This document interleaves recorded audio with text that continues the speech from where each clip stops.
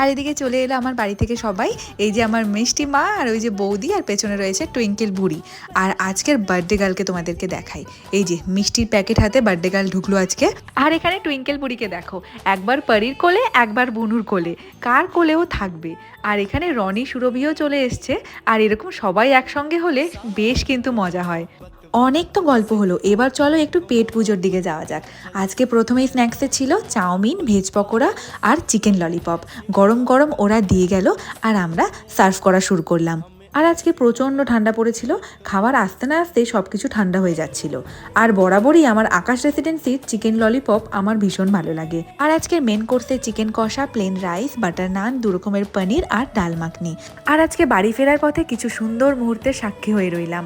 এত সুন্দর করে গঙ্গারামপুরকে সাজানো হচ্ছে, ভীষণ ভালো লাগছে। আর এই প্রথমবার গঙ্গারামপুর এত সুন্দর করে সেজে উঠেছে, একদম লাইটিংয়ের চাদরে